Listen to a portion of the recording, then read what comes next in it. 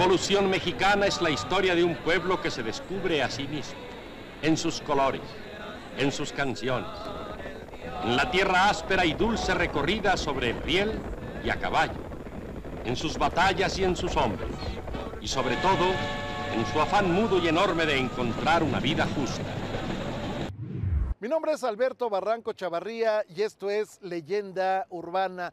Estamos a unos días de conmemorarse un aniversario más del inicio de la Revolución Mexicana. Estamos naturalmente en la antesala, yo diría, de conmemorar el centenario del inicio de esta gesta social. Y con ese motivo vamos a platicar hoy del escenario de la Revolución Mexicana, empezando naturalmente por el monumento que le da símbolo, el monumento a la Revolución.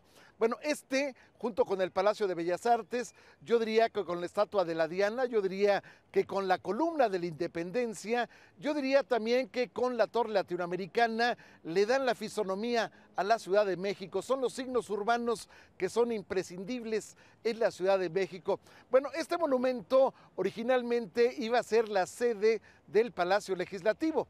En 1897, el presidente Porfirio Díaz decide que en este escenario de lo que se conocía ya como colonia tabacalera, se realizara un Capitolio, vamos, como si fuera el más importante del mundo, a la altura de cualquiera, a la altura del de Washington, a la altura del de Cuba. Y entonces se manda a hacer un concurso que finalmente gana un arquitecto italiano de nombre Pietro Paolo Quattrini. Este hombre finalmente moriría 2 años después y el proyecto no va a cuajar. En 1903 se convoca a un nuevo concurso. Este concurso se declara desierto y finalmente en 1905 se le nombra al arquitecto Emilio Bernal para que sea el que realice este proyecto maravilloso de lo que iba a ser, repito, un palacio legislativo similar al Capitolio de Washington. Había una estructura monumental que le iba a dar pues una magnificencia verdaderamente impresionante. ¿Qué pasó? Bueno, pues se creó una estructura de hierro impresionante. Esta estructura se fue revistiendo poco a poco con mármoles.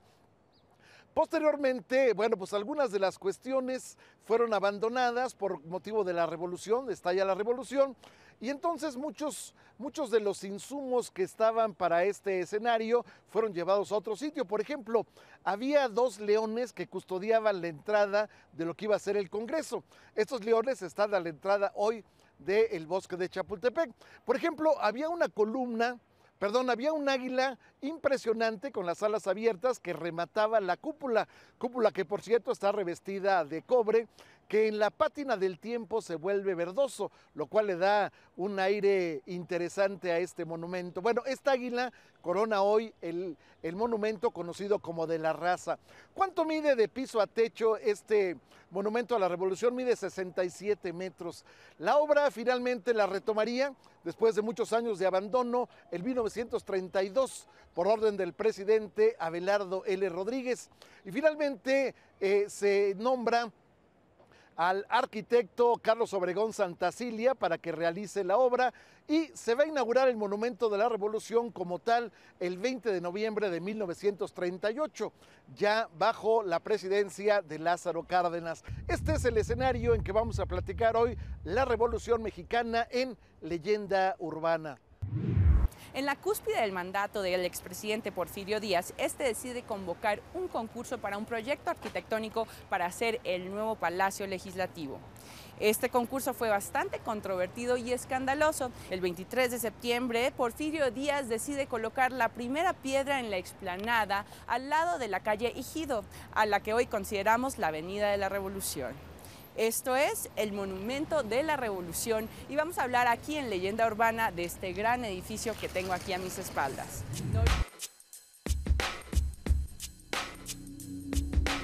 En las 4 columnas que sostienen esta monumental cúpula están los restos de los caudillos que participaron en la lucha por la revolución.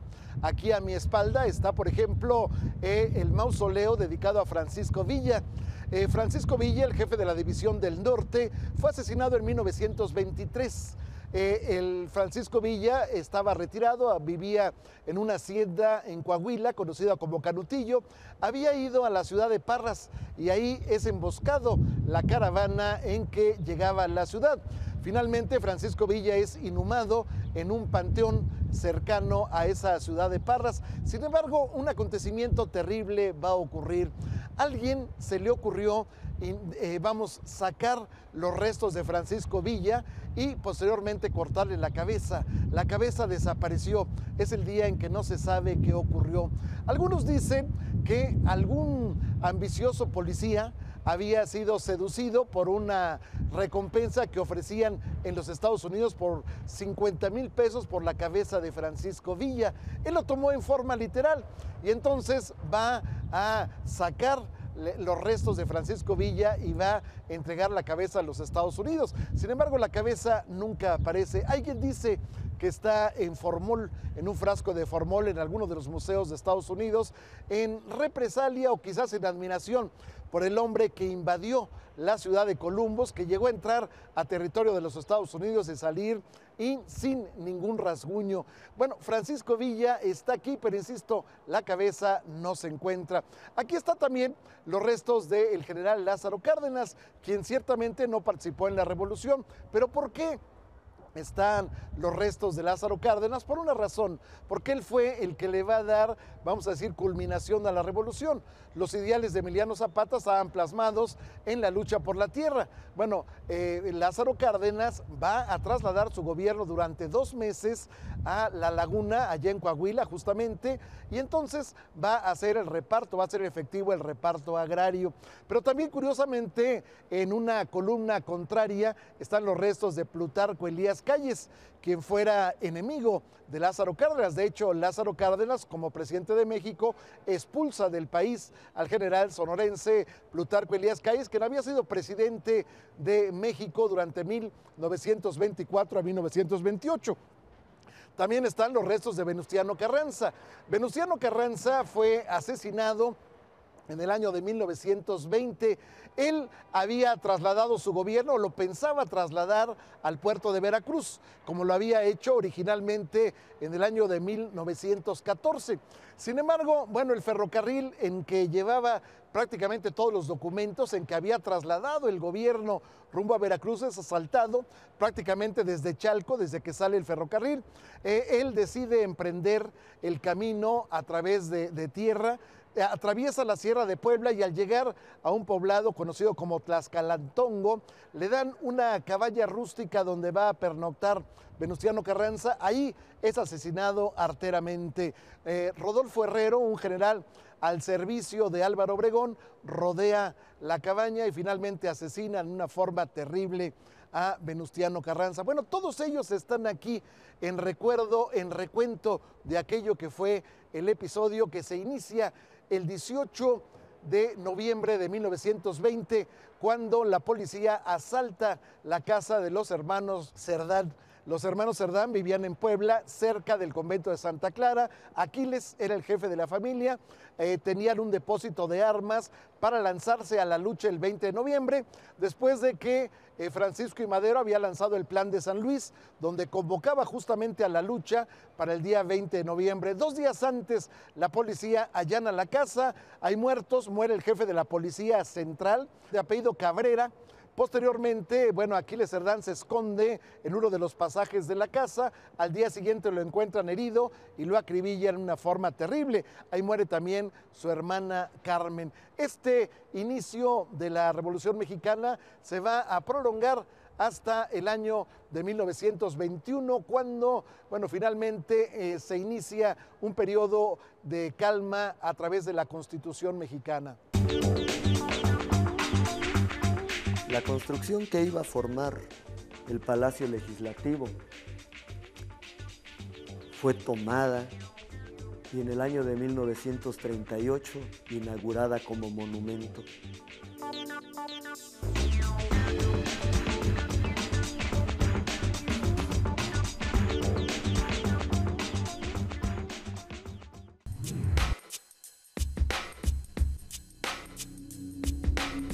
En En 1936, esta gran obra quedó a cargo del arquitecto mexicano Carlos Obregón Santacilia, quien fue el autor del proyecto, además de ser el director de las obras, y que se le presentaron al secretario de Hacienda del momento, Marte R. Gómez, quien también quería culminar el ambicioso proyecto arquitectónico que era el monumento, además del Museo Nacional de la Revolución.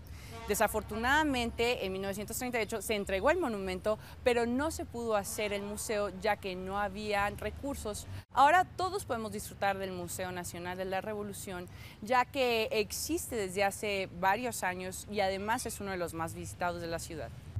En el año de 1908, concretamente en el mes de marzo, el presidente Porfirio Díaz le concede una entrevista al periodista de los Estados Unidos, James Creelman.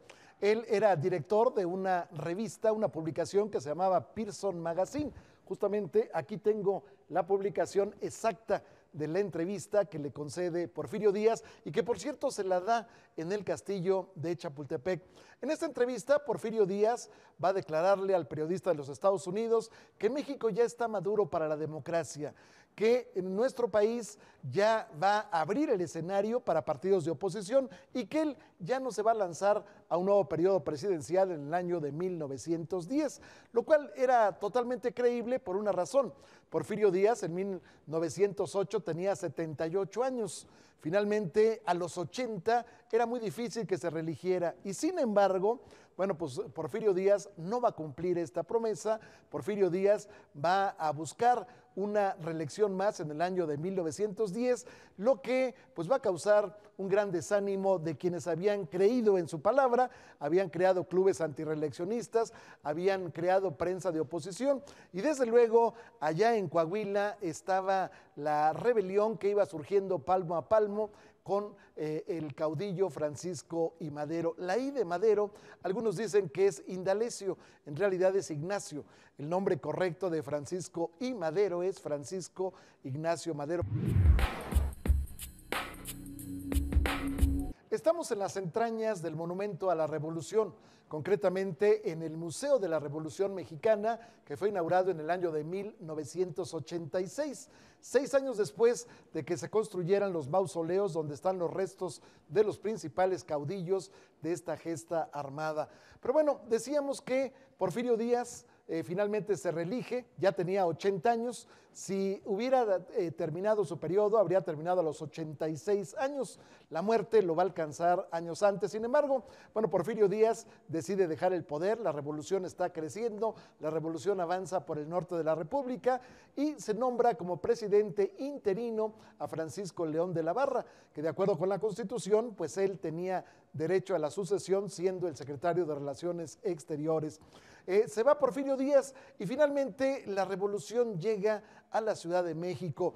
El 8 de junio del año de 1911 va a entrar triunfante a la capital del país Francisco Ignacio Madero. Va a llegar a la estación Colonia, que estaba en donde hoy está el Jardín del Arte, es decir, en la calle de Sullivan, antes de llegar a Insurgentes. Ahí estaba la estación Colonia del ferrocarril, ahí baja el caudillo Francisco I. Madero.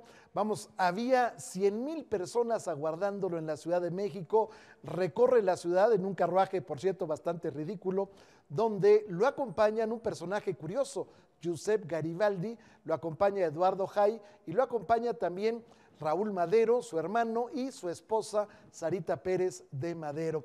Este recorrido va a ser verdaderamente apoteósico, va a llegar al Palacio Nacional, ahí va a pronunciar un discurso y posteriormente va a lanzar su candidatura a la presidencia de la República.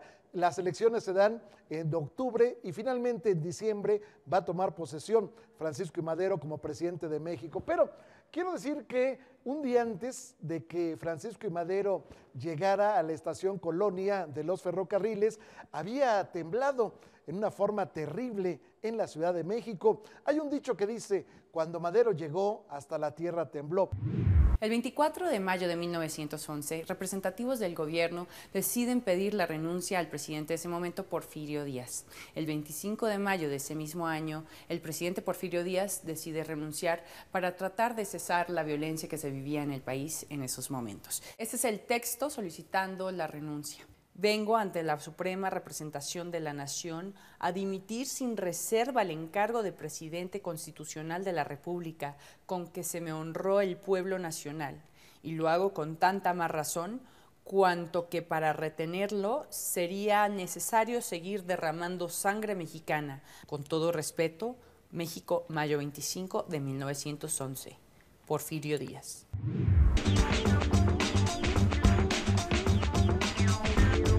Se había contemplado que estuviera este museo aquí, pero no fue sino más adelante, después del terremoto del 85, cuando se dieron cuenta que no se había construido y se mandó a hacer.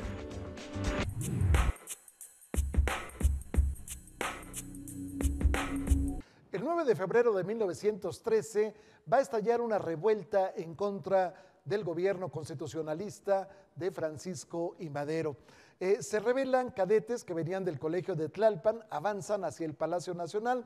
Posteriormente, bueno, pues esta misma rebelión va creciendo, llegan a la prisión militar de Santiago Tlatelolco, que está en la hoy llamada, o estaba en la hoy llamada Plaza de las Tres Culturas, a la vera, junto a la iglesia de Santiago Tlatelolco. Bueno, ahí van a liberar a dos caudillos militares importantes que habían sido opositores del régimen de Francisco Ignacio Madero. Estoy hablando, uno, de Félix Díaz, que era sobrino de Porfirio Díaz, y estoy hablando del general Bernardo Reyes, que había sido gobernador de Nuevo León. Bueno, vienen, una vez que salen los dos caudillos, se lanzan hacia el Palacio Nacional en forma alocada. Bernardo Reyes intenta entrar con todo y caballo al Palacio Nacional. Bueno, la guardia del Palacio Nacional, que encabezaba el comandante de plaza, Lauro Villar, dispara en contra de los sublevados y finalmente muere en ese lance el general Bernardo Reyes. El general Mondragón y el general Félix Díaz van a refugiarse en la Ciudadela, en el cuartel que existía desde el siglo anterior, y ahí se van a hacer fuertes, iniciándose el capítulo de lo que se llama la Decena Trágica. El tiroteo es impresionante, los cañones rugen de la Ciudadela al Palacio Nacional, del Palacio Nacional a la Ciudadela, y en ese marco, bueno, pues de pronto se destruye, por ejemplo, el reloj chino, que está todavía hoy en la calle de Bucareli. Este reloj había sido obsequio de del pueblo chino, del país oriental, había sido obsequio durante las fiestas del centenario de la Revolución. Pero también muchas casas de la colonia Juárez, que había nacido en 1906, son bombardeadas, algunas de ellas son destruidas en este incesante cañoneo. Finalmente, la intervención del embajador de México, de Cuba en México, Luis Márquez Sterling, logra que aparentemente se permita la salida de Francisco I. Madero y de José María Pino Suárez, que están aquí, cuyo retrato está aquí en mi espalda, presidente y vicepresidente de México. Ellos, según ello, iban a salir en un barco de nombre Cuba con rumbo a La Habana. Sin embargo, bueno, salen una noche, la noche del 22 de febrero del año de 1913, supuestamente van rumbo a la penitenciaría y en el camino, bueno, pues supuestamente les dicen que no pueden entrar por la puerta principal, que entren por la puerta trasera, y ahí son asesinados en forma terrible. A Francisco I. Madero le dan 3 disparos en la nuca, a José María Pino Suárez le dan 5 balazos, 7, algunos contabilizan 7 en la espalda, y finalmente, bueno, pues en todo este escenario de tragedia son llevados los cuerpos a la penitenciaría de Lecumberri.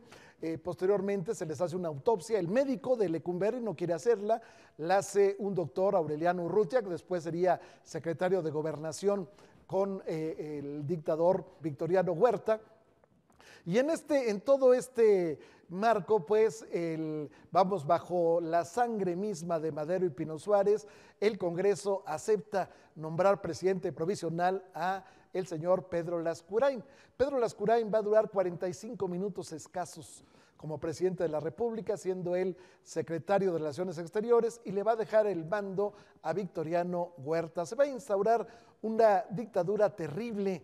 Los estragos de esta dictadura los pagaron muchos de los luchadores, por la revolución, por ejemplo Serapio Rendón, por ejemplo Abraham González y naturalmente el propio Madero y Pino Suárez.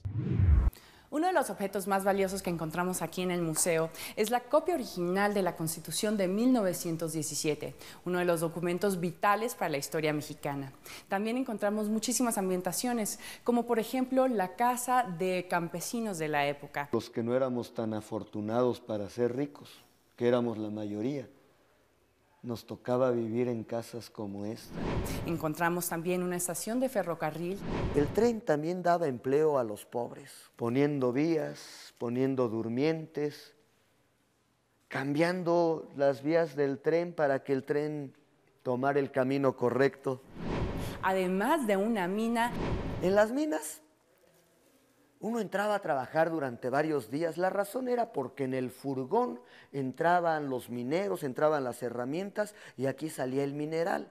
Por lo tanto, el patrón prefería sacar mineral a sacar mineros y entonces no importaba que se quedaran allá adentro. Y muchísimos otros documentos que nos recrean el momento que se estaba viviendo en México. Entre las cuestiones terribles que va a dejarnos el régimen del dictador Victoriano Huerta está el asesinato del senador chiapaneco Belisario Domínguez. Él había intentado pronunciar un discurso en el que pedía que dimitiera Victoriano Huerta, sin embargo ese discurso nunca lo puede pronunciar en la Cámara de Senadores, lo hace en mimeógrafo y lo reparte entre la población. Por este crimen, el senador chiapaneco Belisario Domínguez va a ser apresado en el Hotel Jardín. Aparentemente se le lleva a un lugar de Coyoacán, a una clínica del doctor Aureliano Urrutia, quien había sido secretario de Gobernación efímeramente en la época de Victoriano Huerta. Bueno, ahí se le va a cortar la lengua a Belisario Domínguez y posteriormente se le va a fusilar y después se le va a enterrar en el Panteón de Coyoacán. Pero bueno, en este marco hay una cantidad de excesos de parte de Victoriano Huerta, desde el hecho de que tuviera 13 hijos, bueno, pues ya era un exceso, pero los excesos mayores se daban en la medida en que él empinaba el codo. Vamos, le gustaba la copita. Él decía que en México solamente hay dos extranjeros que son bienvenidos. Uno se apellida Génesi y otro se apellida Martel. Pero bueno, en todo este horizonte viene una lucha de fracciones y de facciones revolucionarias y finalmente, bueno, pues va a quedar como primer jefe Venustiano Carranza en un escenario que le va a abrir el camino hacia los caudillos que van a perdurar, que son Álvaro Obregón y Plutarco Elías Calles. Finalmente, ya contamos la forma en que Venustiano Carranza es asesinado. Se abre el camino para ya un gobierno de 4 años de presidentes y el primero de ellos, en 1920, va a ser Plutarco Elías Calles.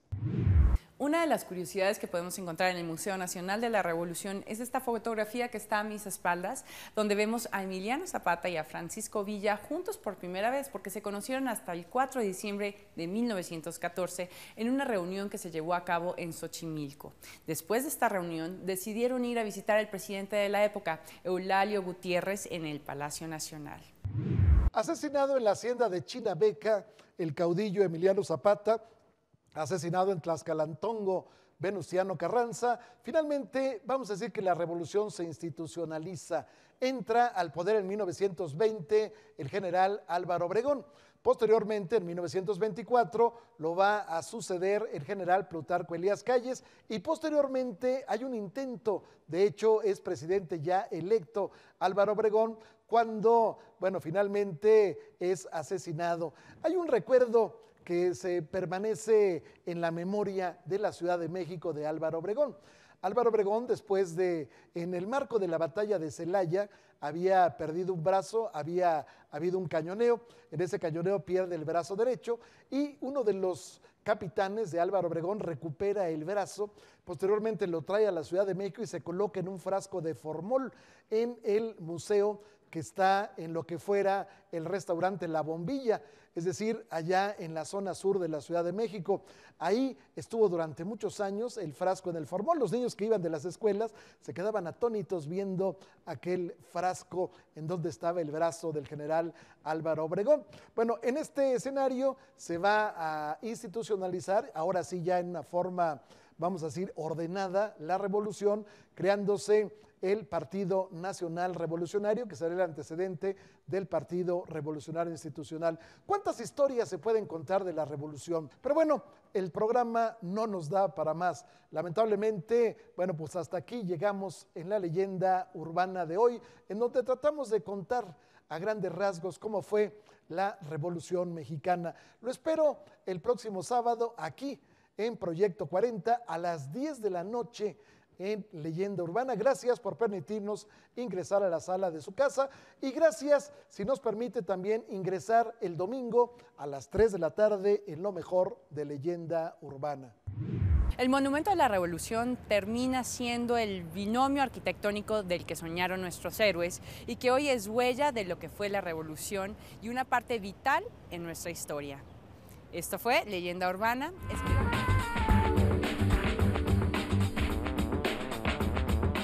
Por eso aquí es monumento, aquí museo y mausoleo en las columnas.